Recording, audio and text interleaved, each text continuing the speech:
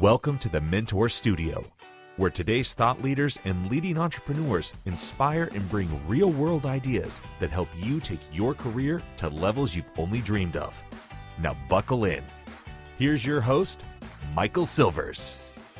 All right, fantastic, everybody. I wanted to welcome you to the Mentor Studio. A lot of you are not seeing what I'm seeing, but I'm seeing all these beautiful people on my dashboard. What's great, because you're listening, you're driving in your car, you're having a great time. We have another just amazing time tonight. Mr. Scott Carson is going to talk to us, and I'm going to let him do a little bit of his Earn the Right. But I can tell you, with the amount of downloads that this man has and what he's created, I've seen him on stage. I've seen him work with clients. I've seen him take something that people don't understand to the next level, right? And, right, they really don't understand it, and it's exploded. But what he also did too is he realized where podcasts and online was going. And he realized that that needed to be part of his business. And when he tells you how many downloads he has, you'll see what I mean. At the same time, he's also realizing the power of connections and being networked. And so he's also going to tell you what he's done with his LinkedIn and the story behind that, and a little bit of teaching and education tonight. This is a powerful night for those of you who are thinking about moving your business online or having a business component online. No matter what business you're in, Scott will tell you why to do it and really how he shifted to have that done. So without any further ado, from the Mentor Studio, from the audience at large, from those that are watching us right now because they couldn't help themselves but jump on, let's give it up for Mr. Scott Carson. Scott, welcome. Thank you for having me, Michael. Hey, everybody. Happy May. Happy Corona. Chilling out on a Wednesday or a Tuesday evening. I don't even know what day of the week it is. It's just every day is the same way here. But that's okay. If you enjoy what you do, it's not like you're working. So honored to be here tonight, but and seeing some friendly faces and faces I haven't seen in a while, which is great. But Austin, Texas is home. That's what I've got in the virtual back screen here if you're watching this. I live on the north side of Austin. Austin's been my home pretty much since 2001, since I graduated from school in south of Austin at Texas State University. And but what I've really focused on for the most part, really the last 20 years, is I make my money being a real estate entrepreneur for the most part. And I for the last 15 years has been focused primarily on a niche called of distressed debt investing, buying non-performing notes, non-performing mortgages. And was doing that back in 2005, 6, and 7, and then everything hit the fan in 2008. I jumped into that basically nonstop. I ran a mortgage company, was doing other real estate investments in and around Austin here. But when everything hit the fan in the last recession, that's what I focused on full time. Sold everything I owned in Austin and started traveling around the country and meeting with bankers and asset managers and doing conference calls with investors and students all across the country, and started teaching that niche of real estate investing. And I've helped thousands of other real estate investors dive into this very kind of small niche of real estate, and started teaching it. And then 5 years ago, I was putting on an event. Actually, Mark Husick was supposed to come to an event in Houston. We dropped a ton of money on it, advertising and hotels and room blocks, and it completely bombed with nobody signing up for it. And it was one of the best mistakes that I've ever made. And that the following couple of days, as Steph and I were, my significant other, were driving to Dallas from Austin, I was a little, depressed and upset that I had to cancel this event, and felt like a dog with his tail between his legs. But I've always been doing webinars, and Steph's like, well, why don't you just do a virtual event versus trying to do an in-person event? And I was like, oh, it's not going to work. People want to network. And I said, what the heck do I have to lose? Let's give it a try. So we did our first workshop about 3 months later. 75 people showed up 90% of the time. And I said, okay, enough's enough. We're just going to do virtuals. And for the last 5 years, that's how we've taught our educational arm of our real estate investing firm, by doing online virtual workshops, online conferences, where we'll have anywhere from, like, I have a 3-day conference that kicks off this week. This weekend, we'll probably have around 100 people, all the way up to, we do a annual conference, online conference, that will have anywhere from like 300 to 1,500. It'll be the 8th time that we've done it in 5 years now. So done really well with that as far as the virtual events and training aspect. We expect to be a whole lot busier here in the next 6 to 12 months with everything in the market and increased foreclosures and defaults across the board. But one of the things that we have really leveraged the last couple of years is launching a podcast called the Note Closers Show. That's kind of our 50,000 megawatt blowtorch of a show. I record episode 600 on Thursday, and we cranked out 600 episodes. We started in, thank you very much. We started in August Actually, November 1st of 2016, we started doing Facebook Lives as a way to kind of just get the word out in our audience. We did 149 of those episodes and then converted it to a full video podcast that we record with Zoom. And it's a mixture of me speaking solo, teaching a nugget, 20 minutes to an hour teaching session on a nugget. And then the other half is bringing on interviews of experts in the note space, in the real estate space, but also the entrepreneurship and marketing space. Because I think one of the things that we do really, really well is we really dominate our niche when it comes to marketing across social media, the use of video episodes, and then online training. So that's kind of what that's my, I guess you could say, my nickel tour of what we do for the most part. So, what's great about it is that the amount of downloads your show has and the size of your show now, I think there's a couple things that, especially those thinking about the podcasting space, I just want to touch on this for a minute because you've done 600 shows, right? That puts you in that higher realm. It's about consistency, number one, right? It's because we work with a lot of podcasters, 21 shows, they're done, they're bored, they're off, or they miss a lot of shows along the way. And to recapture the audience is really hard. So, it's for any business. And by the way, everybody, we are going to talk about LinkedIn, I promise, because I know we said that. But this is truly, and because we have 2 shows, Scott, so we can always go across boundaries. But this is a really big piece about you're very consistent. I mean, I don't know if you miss a show no matter what. Can you talk about consistency, why your team started that, how you do that, and who also your sort of your dream team around you that help keep you on track? Yeah, that's a really good question. There, consistency has been the key. With a No Close Show episode, 600 episode, we average 3 to 5 episodes a week, and that has been the focal point from the day that I started. And we went to a true podcast schedule, started doing those Facebook Lives too. It's like, okay, that's the first thing that we do on a daily basis. What's our marketing? Whether it's a video, how can we communicate with our network, with our audience, our tribe on a daily basis? And sometimes when we first start, the episode might be 8 minutes long, and they might be an hour and a half long, depending on what the topic is or who we have on and rock and roll. And so it's just the showing up and recording it and trying to keep the consistency in place is necessary, because I try to keep everything streamlined. If I found from speaking at different podcasting conferences and things like that, the more weird off things that you have to do and the more things that you have to do yourself besides hit record or stop record or send, the more likelihood you are to experience pod fade or fade off and things like that. So I've always taken a marketing first approach, because it doesn't matter if you're selling tiddlywinks or notes or real estate or trying to, hypnotize people to watch your cooking show while your wife's doing all the work like Mark is doing, Mike Cusack there. But anyway, you have to realize that we're all in the media space these days. Media first, whether you got a gym, whether you're a realtor, whatever, we're all in the media first. And it's gotten so much easier now with video, with the use of Zoom, Facebook Live, Google Hangouts, TikTok. I'm not there, so don't ask me to dance on TikTok. But anyway, what I'm trying to get at is it's simple, it's easy, record it, get it sent, and then it's really, you've done something good to start the day off. You've got your content, you've got it recorded. Now it can go out to the masses in a variety of different fashions, different ways through social media and other things that we do to distribute it in our net in a variety of fashions. So that's kind of the biggest thing, is just showing up. I mean, don't get me wrong. I used to it was all like the first 100 episodes was mostly me teaching. And then I hit a lump. I'm like, oh, I'm kind of tired of talking. Let's bring some guests on. And then it got to the point like, okay, I need to dive back in and start teaching a little bit more. So you're going to go through phases. My show is different than what I thought it was going to be. Looking back, we're not even hit the 3-year mark yet. It's just a matter of people show up. And we've exceeded 600,000 downloads. We're syndicated on 17 AM FM radio stations. That gives us about 2.2 million listeners to our shows each month. On that aspect of it, we've got sponsors. First year we had our show, we were able to monetize it to 6 figures in the first year too, which helps cover the costs in a couple of different ways. So LinkedIn has been a big part of us helping to grow the show too. I'm glad to get into that, but that's kind of, it's the number one thing. What are we going to talk about today? What's going on in the market, and what kind of stories or interviews can we share with our audience? It's been kind of the big 4 pillars of our show.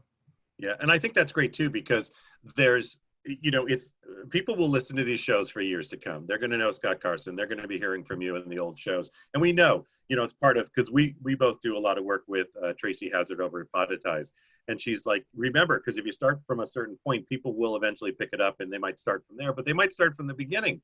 But at the same time, because you're still active, you're out there with all of us, but because I know you're sharing things that are happening today. Because maybe what you talked about 3 years ago might have had a big shift today. There's things I'm going to learn from that.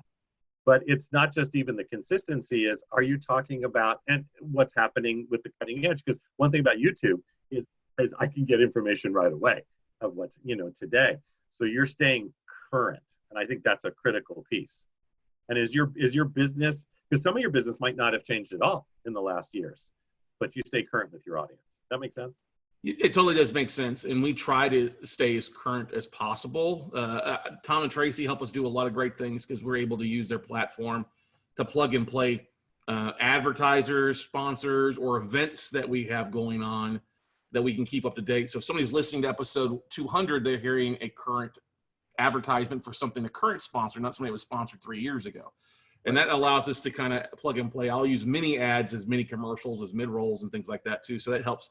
Because especially I've gone back to some previous episodes and put a disclosure in there and added, hey, listen, this is a 2-year-old episode. This is now changed. Yeah, don't take this as fact as if you're listening to this today as a 2020, this has now changed. We've had to do that in a few episodes, but I try to be, for the most part, up to date, current. If I run out an idea or a topic, I just jump on 2 websites, DS News or housingwire.com to find something that can fill in that gap. But it's important to stay current and on top of everything. Even if you think it's so much out there, your audience still is your tribe and they want to hear the words from you. So I think it's one of the most important keys is I've had even, I guess you could say, some of my rivals on my podcast because I've opened up the doors to bring them on. And some people are like, why are you having that person? I'm like, hey, I'm going to take the high road here. It's going to make me look good by making sure and offering up an equal opportunity to everybody. And it's paid off tenfold. Yeah, and I think that's a great point is because also people like to hear that kind of banter, right? It's somebody who's really either in the same market or even maybe doesn't believe in the market that you're in. And so, right, it's great because you get that kind of banter because the biggest thing right now is we need to communicate, right? Yeah. We need to be able to communicate as a tribe. And for whatever there's areas of our world right now that are not communicating, it's okay to say, hey, I don't agree with you, but let's talk about it. And we might not at the end even come out to say we love you. I mean, we're going to love each other. You do a win-win, but we still might have disagreements, but we were able to communicate. I think that's the biggest piece. And I love that part about podcasting is there's a lot of great podcasts where that's happening. You're getting people that normally would never be together and they're talking. Yeah, that's the thing too. We've even used the comedy side of it and said, hell froze over. We actually bringing me and somebody else together. Hell actually froze over. And it worked out really well. And I if you don't know me, I will make fun of myself. I crack up, and I am not a perfectionist. I'm a big believer that delivered beats perfection anytime. So I screw up all the time, and I think that's part of what the audience loves is that I'm not afraid to be myself and mess up. And while others are very like, oh, I can't be. I'm like, come on, let's get to the nitty gritty here and have some fun. That's right. And just one last thing, and then we'll move into LinkedIn. It's we have Blair Rockoff's on here, and she's got her gym. The great thing about that is because now that from a podcast perspective. There's things you can work people through visually from a health standpoint.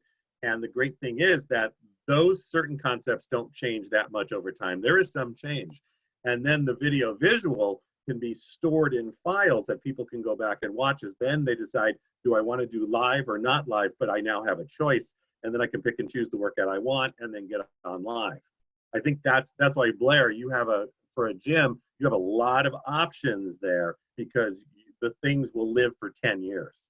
And that's, so that's why that's sort of a great podcast. There's certain things that lend really well to a podcast. And we also know with what's going on right now, everybody wants to know what's going on financially and they want to know how to stay healthy, right? The rest of it, I actually got my trainer here in Austin to do Zoom calls with me and train with me where I'm here in Austin or traveling. And I'm so glad to hear Blair's doing that because I think there's such a huge untapped market out there, especially with gyms being one of the hardest hit asset classes, businesses wise out there with Gold's Gym and 24-Hour Fitness, both taking it, filing for bankruptcy and who knows what's going to happen with the smaller mom and pop gyms out there. I just foresee that being just a gold mine with the online stuff. And if you can transition it and do well and just showing up is half the battle in the gym, right, Blair? Blair, just what's the name of your gym again? So funny though, because I did a talk on Sunday because I have a spring challenge going on and it was on patience and consistency. And all I kept telling them was, if you just keep showing up, it doesn't have to be perfect, right? Like, don't wait for it, for your moment, for life to have everything fit in. Like, if you just keep showing up, you're going to be making progress, and that's all that matters, because that's what you need. My gym's called Rock Solid Health. Awesome. And how would they find your webcast that you're doing right now?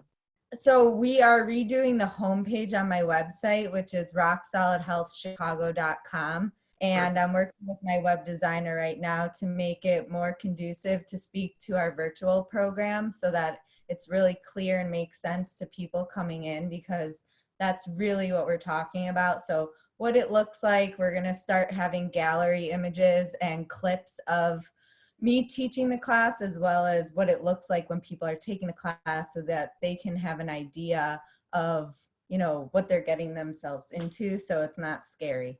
Awesome. All right. Thank you, Blair. And we did a show that actually, they cut the show and they're about to put it out. So good job. All right.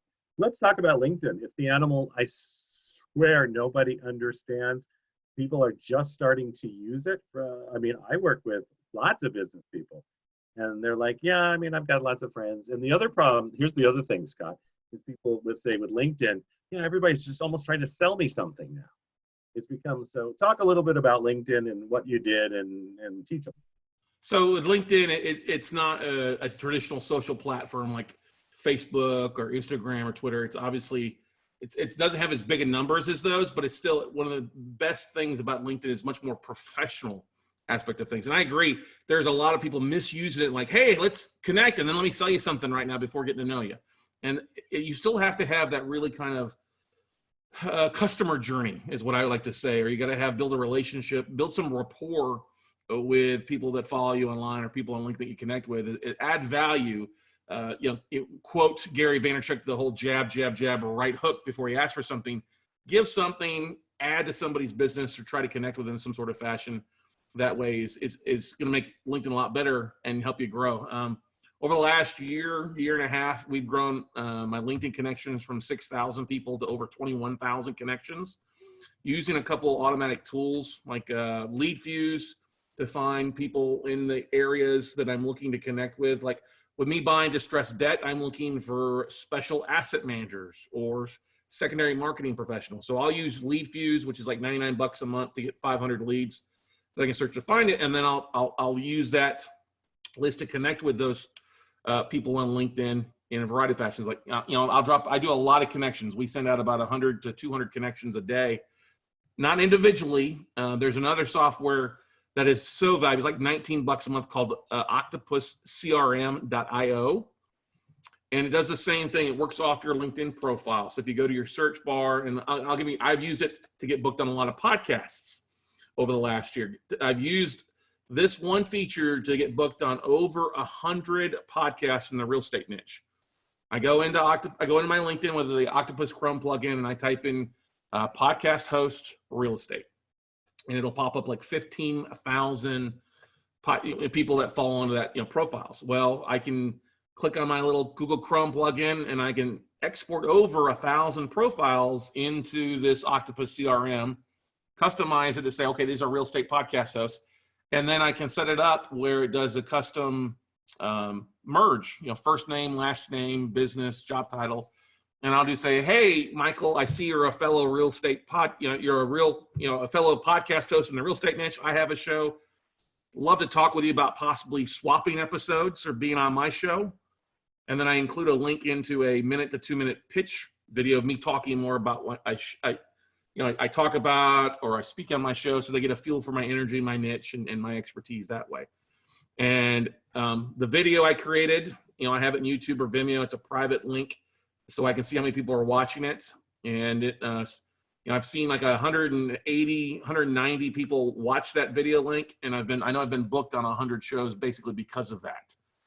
And that's a great way to help you boost your podcast up. I use it to vet other podcast people that come on, see if they have a profile. But same thing. If I'm looking for real estate investors, is another niche I pulled on there. So I type in real estate investor and in the LinkedIn, pull 1,000 real estate investors, and then I send a customized, hey, John, see you're a real estate investor. What are your top 3 states that you're investing in? I come across deals from banks all the time. I would love to connect. You know, something simple, not selling, just, hey, let's connect. How can I add value?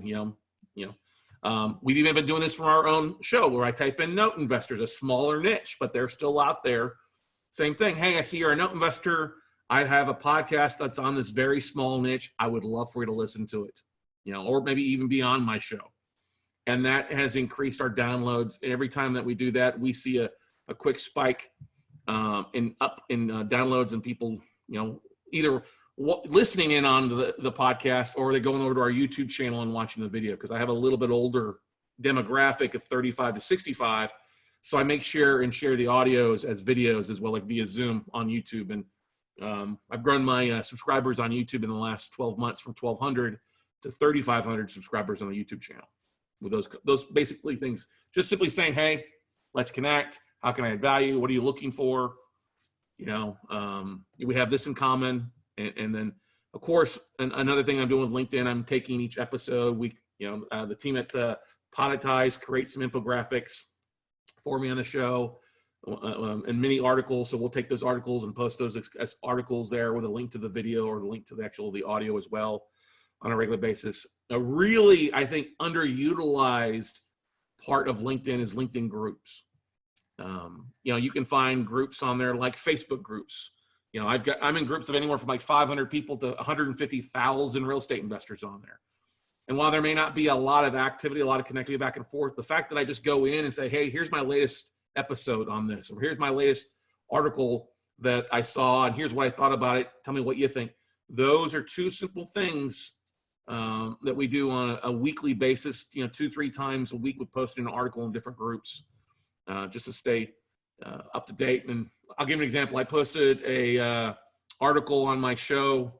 Actually, no, I went into a special asset manager group today on LinkedIn, posted a 2-minute video, said, hey, I would love to look at your portfolio. Anybody on here with any distressed debt, let's talk. Here's my link. And then, talkwithscottcarson.com. If anybody uses that link and they can see my Zoom thing, that takes them straight to my calendar to book a time spot. And so I have a special calendar link just for the asset manager, so they can click there, book a 15-minute phone call, or they'll reach out to me directly. I had a bank asset manager out of Wisconsin reach out to me and said, I got your message. I definitely have some stuff. Let's talk. We had a 30-minute conversation yesterday. Now he's sending me $5 million properties that they're looking to move off their book. So it's just like with anything else. You just got to stay consistent. What I like about LinkedIn better than Facebook, LinkedIn right now currently isn't limiting your connections from seeing your stuff like Facebook limits to your only 10%. So if you got 5,000 friends, only maybe 500 people are seeing that. LinkedIn isn't doing that. I do wish LinkedIn would get it right and release LinkedIn Live to everybody. That would be so great. But what I found that's worked as well too is I've applied for it twice. I have no idea why I'm not on there, but anyway, is taking short videos. I started taking, because most of my podcast episodes are around 30 to 45 minutes. So I started taking and creating short 1 to 2 minute teaser videos. Hey, here's what this episode is about. Watch the full video or listen to the full episode below by clicking the link in the comments below on the posting the video. But those are really the top 3 or 4 things that we use is the searches, the customized connections, the Facebook groups, and then sharing our episodes individually as articles and little short videos as well. Yeah, which is great. It's the one part of LinkedIn I know that nobody seems to know how to use, or they sell it too much, is the LinkedIn groups. It's a great way to get, because there's coaching, let's say for coaches or for health coaches, there's LinkedIn groups of 90,000, huge ads. But what happens in the group, and this is everybody starts just promoting themselves. Mm-hmm. So what do people do? They start ignoring the whole, it sort of kills the whole group. It's a shame, because there were some groups that were great information. And then about a year ago, I don't know what changed. By the way, and also just comment on that and really how you use the group again. I want you to laser focus, but also, do you use premium? Do I have a premium account? I think I do. I'm not sure if I do or not. I've used a free account for years. Mm-hmm. I take that back. I do have a premium account. I think there's $99 a year or something like that. I do have that to have more of the in-mails to go to those third-party connections. So I take that back. I do. But a lot of the things I was talking about, you can just use with your basic free account. The thing you got to realize is LinkedIn limits 100 connections. a day. There are some plugins out there that if you abuse it, they will shut you down, and you don't want to do that. So, if you have a small LinkedIn profile, it may only allow you to do 10% of the invites or the connections that you actually have. A tool, though, that most people don't realize you can do and use is LinkedIn will allow you to upload your client lists. So you can upload your Excel spreadsheets if you've got clients up to 2,500 at a time. LinkedIn allows 2,500 invites at one time in total. So I'll upload a list of 1,000 new investors or new bankers with their emails, and LinkedIn will go out and see, okay, is this person using that same, is this email on anybody's profile, and then send an invite to them. And, I'll do that. I'll upload a list, wait a month, go back in. Okay, how many outstanding invites do we have? Let's remove those because they're not going to look, and upload another list of 1,000. And that's helped out dramatically as well, too, to kind of leverage that platform. But I agree with what you said about groups. Some of these groups get big, but then it's just bombard. That's why you've got to give something of value versus buy my stuff. Here's something of value. Here's why I thought it was valuable and why I think it's valuable to the group. Got it. And I love the way you did that too, because that is so important. That keeps most people, again, either out of groups or they kick you out of the group. I mean, I'm just like, kick them out of the group. They're just bombarding. We actually had a virtual mastermind. It was a month ago. And we did a little bit of an open invite. And I think we had 70 people on. And everybody played really well because they came from different areas and even, from different speakers. And we did a little bit on Facebook. I didn't want, because I wanted to hold it to 50. So we got, I think, 70 on there. And one person after the mastermind, she started bombarding everybody's Facebook. Buy for me, I'm the best, buy for me, buy. Well, of course, we kicked her out. She was never on there again. But I'm like, do you not understand what you just did? Because we're a large group with a large group, and a lot of them were like, we're Bill Walsh people, and then a bigger group and another. They're like, and a lot of them were from Chicago, where she's from. I'll never understand that mindset. Some people just don't understand that. I got a free report. It's add value to you. If you want it, great. If not, no biggie. But yeah, that's one thing I'm really kind of lost the love of on Facebook is these messenger bots that will blast lists, things like that, because there's not communication. There's no customization a lot of times. You can tell right off the bat there's not really anybody there. So I would rather talk to 10 people that I have a conversation with than 1,000 strangers. Yep, I agree. But I also want to sort of, because there's a lot of, I have to be honest, I don't know if you know Randy Tate, and Randy with iFlip Wall Street. They're actually great. So when his business partner was for Deutsche Bank, and one of the big fund managers of the billion-dollar funds, and even he's saying, just don't get crazy, don't spend money you shouldn't right now, but don't be afraid. It's we will get through. It will all be be smart now. That was their big. They went much deeper into that, and so I'd love from your perspective. That would be great on the show to see where things are going with your industry. And I think it's important for people to know, but you just didn't do your industry. You have now a podcast, you have broadcasts, you have footage, right? You created this mini virtual empire before all this started, which means, for you, it just keeps rocking and rolling. Well, and that's the thing is we take a marketing first aspect of things, but we also look at one of the biggest black holes I see podcasters get into is, I'll record it and my listeners will come. And that's not the case. When you look at the demographics of only about 26% of the United States are listening to podcasts, that leaves 74% of America is that if they don't know what a podcast is. So if you're only recording a podcast, only doing audio, only putting it on Spotify or iTunes or those platforms, you're still missing a whole big chunk of potential clients and listeners out there. I've got an older demographic for my majority of my avatar, 35 to 65, college-educated homeowners making $75 to $250 a year, interested in real estate, cash flow, retirement. I know their buying habits. I know what their focus is, what their biggest needs are, what their hobbies on the side are. And so I look at where they're spending their time. If you look at the platforms, LinkedIn, Twitter, that's where your CEOs and the people with money to spend are at, because they have money, but they don't have time to get it done. So they're looking for solutions. So if you offer any type of solution, like, hey, I don't have time to get dressed and go to the gym and work out for an hour, then shower. Wait, you mean I can do it from home where I just got to run in and change and do it from my office real fast? That's great. That's why LinkedIn and Twitter works really well for that, because it's quicker for that aspect of things. So anytime you do that, but I've always viewed that we're in media and I want to spread as big a web as possible, video, audio, social media. I don't do much with print these days because it's not effective. But if I can find a tool or tip that allows me to market to the masses, that I can still have that, hey, here's something of value to you that's cheap. Hey, I'm willing to work with it and understand it. And if my people are hanging out there, I want to go fishing in the pond that my ideal clients are at, right? That's exactly right. Well, Scott, this has been great tonight. For those of you, this is Michael Silvers with the Mentor Studio. We had Scott Carson on tonight, talked about LinkedIn, talked about podcasting. His podcast show is blowing up. He's reaching how many fans? 2 point how many on your broadcast systems?